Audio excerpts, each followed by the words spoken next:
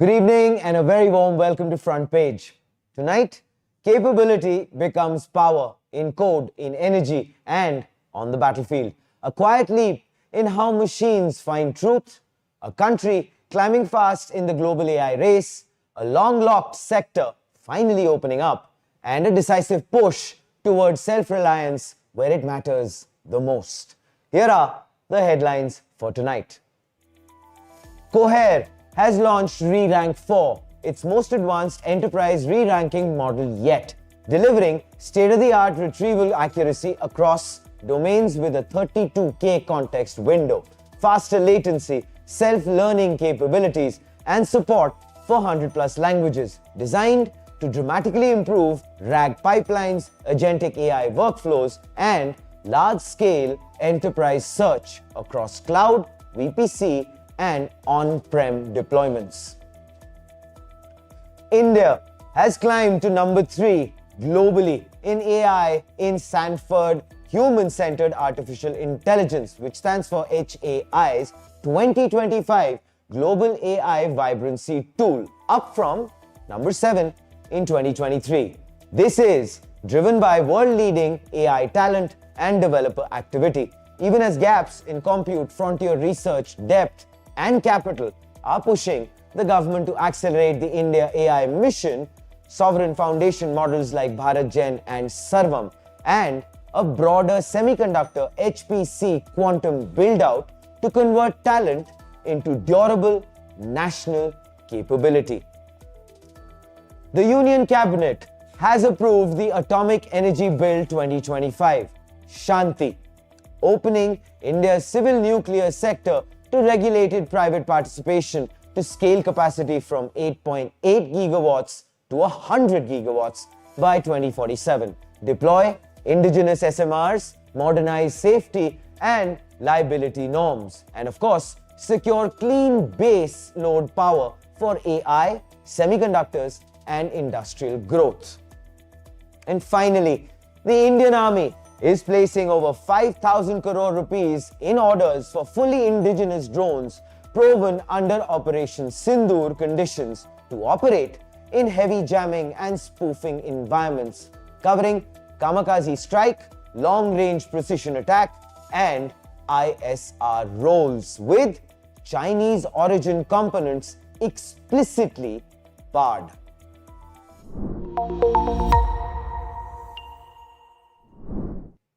Good evening. So, over the last few days, the AI world has been busy chasing bigger brains. Google rolled out Gemini 3, pushing multimodal reasoning and long context intelligence. Anthropic followed with Claude Opus 4.5, doubling down on safety, depth, and enterprise reasoning. Mistral shipped Mistral 3, reinforcing Europe's open weight ambitions. All of them are competing on the same battlefield: generation, reasoning, and conversation. But recently, Cohere took a very different path. Instead of building a smarter talker, Cohere built a smarter finder. And that distinction matters more than most people realize. Because before an AI can reason well, before an agent can act intelligently, it must retrieve the right information first and foremost. And that's where Rerank 4 comes in. Cohere has released Rerank 4, its most advanced re-ranking model to date, purpose-built for enterprise search, retrieval, and agentic workflows. Rerank 4 is designed to sit between raw retrieval and generation, ensuring that only the most relevant, precise, and context-aware information reaches the model or agent. So in simple terms, search just got smarter than chat. Most enterprise AI systems work like this. A fast reviewer, which is BM25, embeddings vector search, pulls a broad set of candidates. The system then hopes that the best results are somewhere in that list. The LLM tries to reason over noisy, partially relevant context, and this is where things break. Basically, poor retrieval leads to hallucinations, incorrect answers, agent retries, bloated token usage, slower latency. Rerank 4 fixes the weakest link in the stack, using a cross-encoder architecture, which means that Rerank 4 evaluates the query and candidate documents together, capturing subtle semantic intent and reordering results with far higher precision than, well, by encoders or keyword-based systems. Rerank 4 introduces a 32,000 token context window, a 4 times jump over Rerank 3.5. So if you're wondering why this matters, it is because enterprise don't work with tweets. They work with PDFs, filings, manuals, contracts. So short context windows miss cross-section relationships. Longer windows mean higher confidence in ranking accuracy, which tells us that Rerank 4 can evaluate long financial reports, parsed PDFs across healthcare and biomedical domains, semi-structured data mixed with metadata. This is ranking for real enterprise messiness, not benchmarks alone.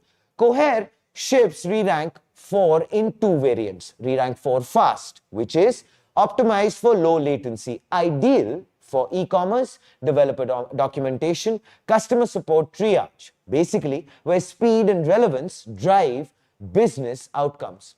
Coming to Rerank 4 Pro, which is optimized for deeper reasoning and precision, ideally built for finance and risk modeling, healthcare and clinical decision support, manufacturing diagnostics. So in a nutshell, where mistakes are costly.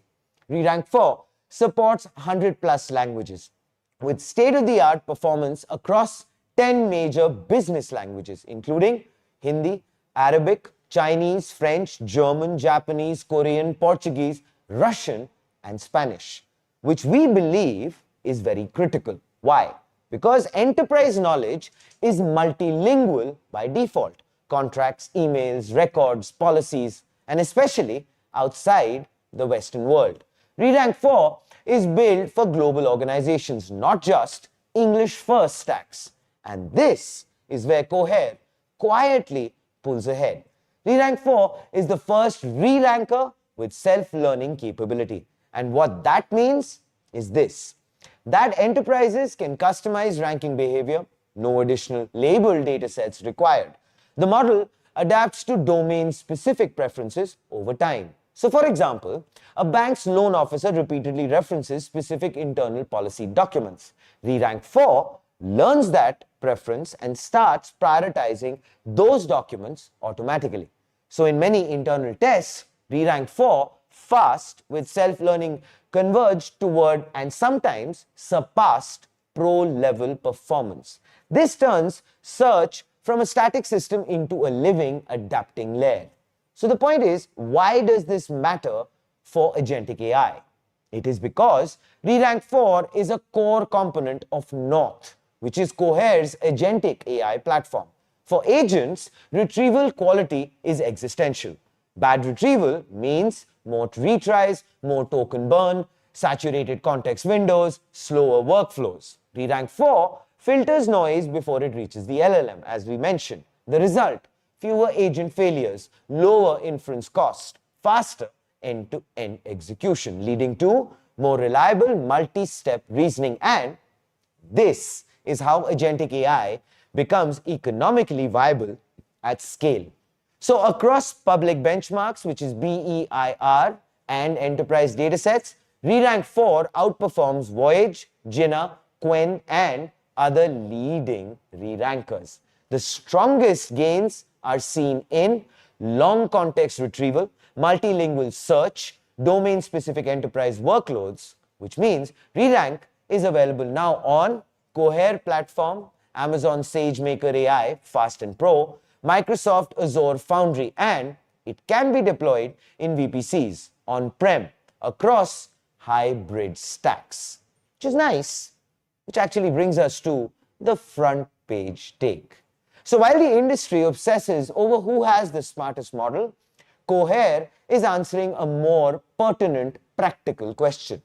Can your AI find the right information before it thinks? Rerank 4 doesn't compete with Gemini, Claude, or Mistral. It enables them. Because intelligence without retrieval is, well, guesswork. And agents without precision are very expensive toys. Rerank 4 quietly turns search into a strategic advantage. We would like for you to please let us know what you think in the comments below. This is Front Page by AIM Network. And as always, think AI, think AIM.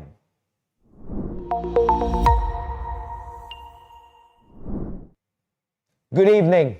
This is Front Page by AIM Network, India's definitive media organization and voice on everything AI and technology.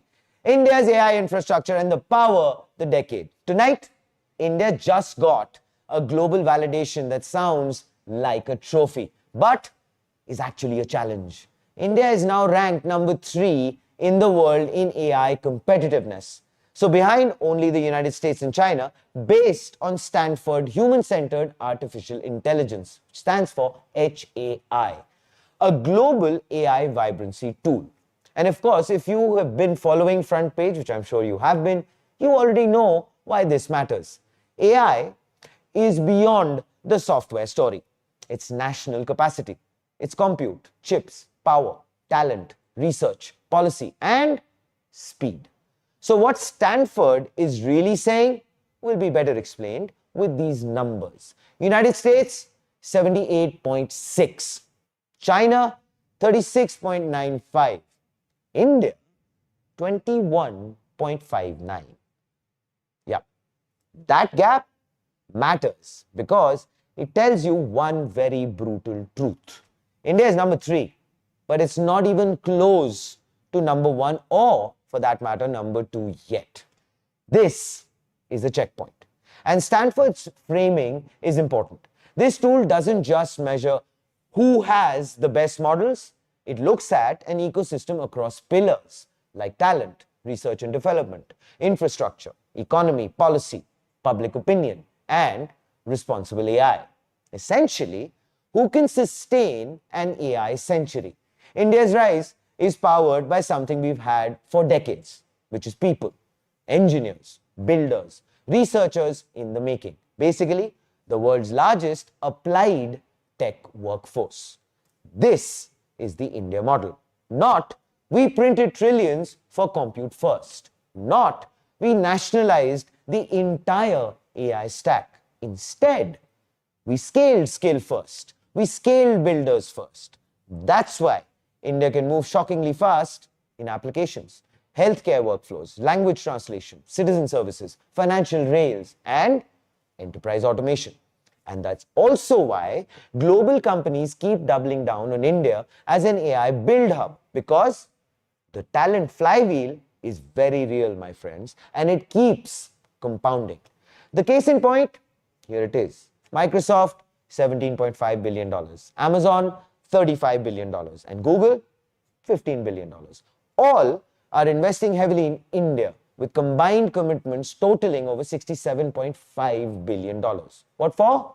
Well, to expand the country's AI and cloud infrastructure, boost digital skills, and drive economic growth. Now, of course, it's time to address the elephant, or for that matter, the skepticism in the room. And this is important. A loud critique circulating in the AI community is this: India shows up strongly in skill and adoption, but is still underrepresented in top-tier frontier research outcomes, the kind measured by global conferences, high-impact labs, and foundational breakthroughs. So, well, let's just look at the recent Neural Information Processing System, also known as NeurIPS research. The contributions for a bit. Where are Indian universities? Or for that matter, research firms? For example, where is Ola Krutrim? Where is Zoho? Where are the IITs? Sorry, don't see any, right? That is because whether you agree with the tone or not, the underlying point is strategic. And here it is. If India wants to be number 3 in a way that lasts, it needs more frontier research density inside India, not just Indian talent succeeding abroad. Because in the AI era, the countries that win don't just use models, they build the breakthroughs that everyone else uses. So yes, celebrate the ranking, go ahead, but don't confuse it with the finish line. Every country that leads AI has one thing in common: compute at scale. And compute is not ideology, it's actually infrastructure. That's why India's next phase is all about turning policy into physical capacity.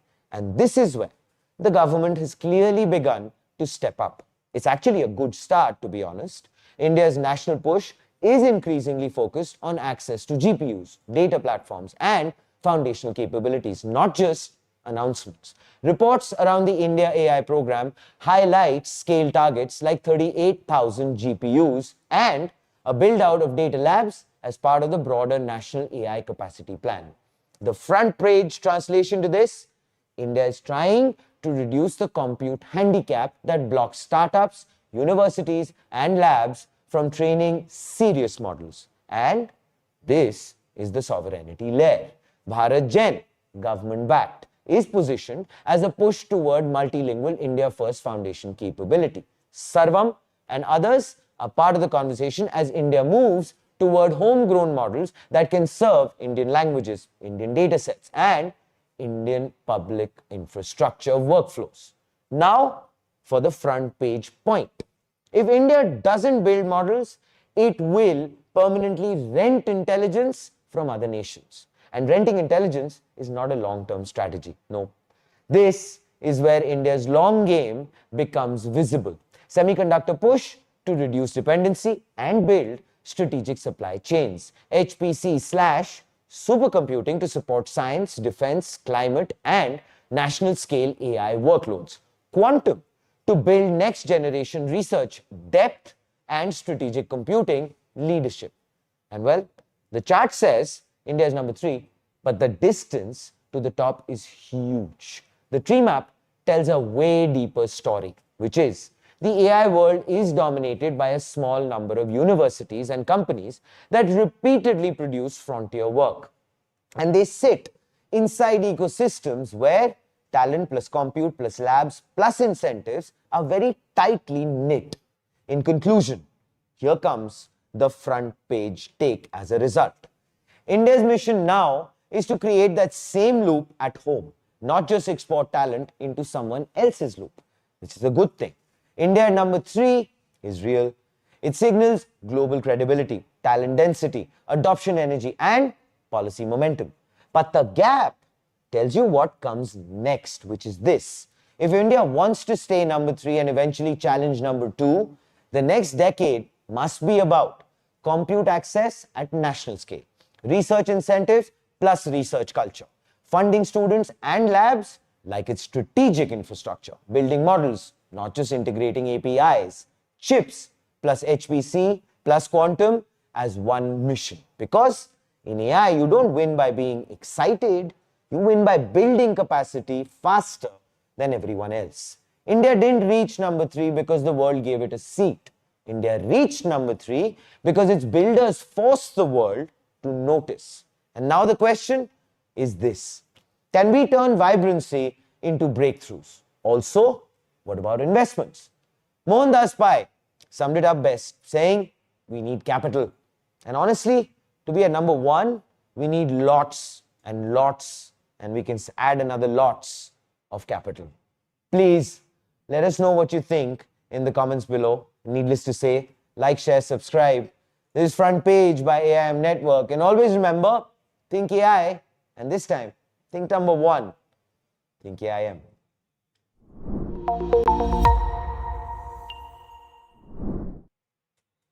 If you've been following Front Page, you know this moment was coming, and here it is.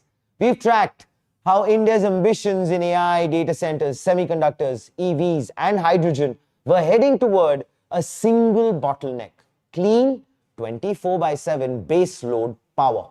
Tonight, that bottleneck is being addressed at policy level, and industry has already started responding. So on the 12th of December 2025, the Union Cabinet approved the Atomic Energy Bill 2025, officially titled the SHANTI Bill, Sustainable Harnessing and Advancement of Nuclear Energy for Transforming India. This decision ends a 60-year monopoly under the Atomic Energy Act of 1962 and opens India's civil nuclear power sector to private participation for the very first time. The Shanti Bill creates a single consolidated legal framework for India's atomic energy sector. Its stated objective is quite clear: scale nuclear power capacity to 100 gigawatts by 2047, up from the present 8.8 gigawatts. So at the current build rate, this target is mathematically impossible through government-only execution. The cabinet has now formally accepted that reality, which brings us to what are the impacts under Shanti. So for decades, nuclear power in India was restricted to NPCIL and Bhavini, with no private ownership, no private operation, no direct private investment. The Shanti Bill enables private participation in nuclear power generation, public-private partnership, the triple P models, opening of previously restricted areas like fuel fabrication, legal support for SMRs and advanced reactors, a specialized nuclear safety authority aligned with the IAEA, a proposed nuclear sector dispute tribunal. This reform is driven by energy economics. India's next growth cycle depends on these aspects: AI data centers running 24/7, semiconductor fabs with zero tolerance for outages, EV manufacturing and hydrogen production at scale. We have of course said this on front page time and again. We'll say it again. Solar and wind are intermittent. Coal is carbon heavy. Gas is expensive and import linked. Nuclear is the only scalable, clean, baseload option left. The Shanti Bill is India recognizing that energy security is now AI and industrial security. The bill is tightly linked to India's SMR roadmap. In the 2025-26 Union Budget, Finance Minister Nirmala Sitharaman announced a 20,000 crore rupees nuclear energy mission, a target to deploy 5 indigenously developed SMRs by 2033. Resultantly, BARC is developing 3 designs: 200 MWE, which is the Bharat Small Modular Reactor, BSMR 200, 55 MWE SMR 55, 5 MWT, high temperature gas cooled reactor designed for hydrogen production. The lead locations are already identified: Maharashtra, Tarapur Atomic Power Station. The lead site for BSMR 200, as for SMR 55 is concerned, Andhra Pradesh, Vizag / Annakapalli region. The site for high temperature gas cooled reactor, hydrogen linked nuclear application is Tarapur, where India's first nuclear plant went online in 1969. It's actually now been positioned as the launch pad for India's SMR era. It's almost poetic. Also, several reports suggest that Andhra Pradesh is expected to get a 3,000-acre research and development campus of Bhabha Atomic Research Center, BARC, in Annakapalli. Alongside this, BARC is establishing a new 3,000-acre nuclear research and development campus in Annakapalli district, Andhra Pradesh. The key facts, here they are: over 1,200 hectares already acquired, forest land diversion approved in principle, coastal location aligned with ports, industry and energy corridors. Clearly, this is hard nuclear infrastructure, not just policy signaling. And before Shanti becomes law, NPCIL floated RFPs for Bharat small reactors for captive industrial use.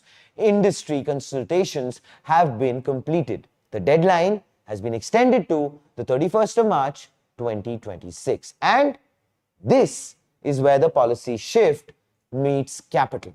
We have covered this previously on front page. So, within days of the Shanti signal, Adani Group publicly confirmed interest in entering nuclear power with one condition: clear public-private partnership structures and capped liability norms.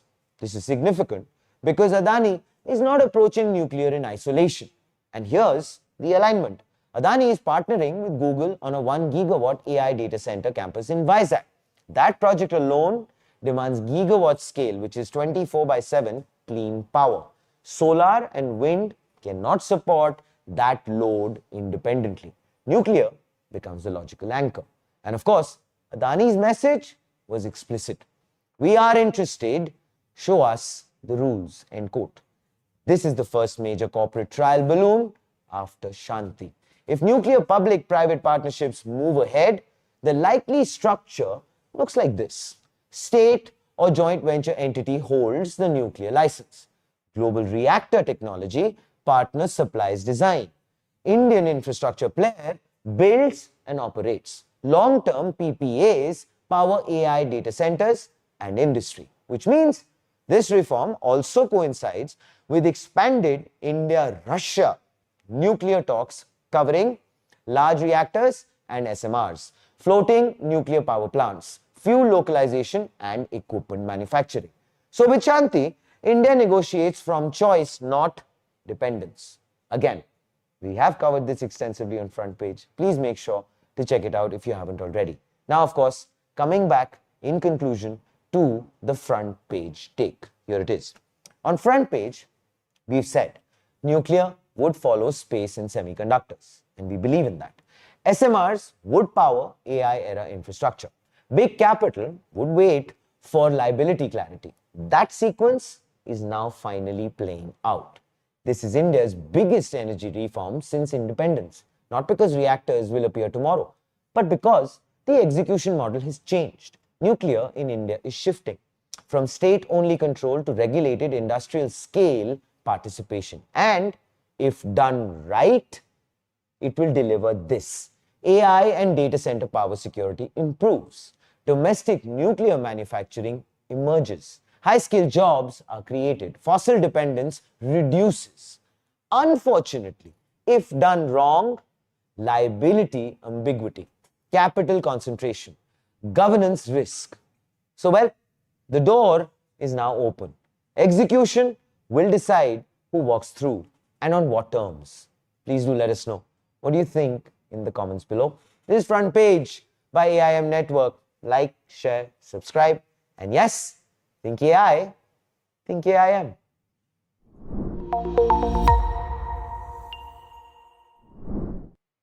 Ladies and gentlemen, this is big breaking news.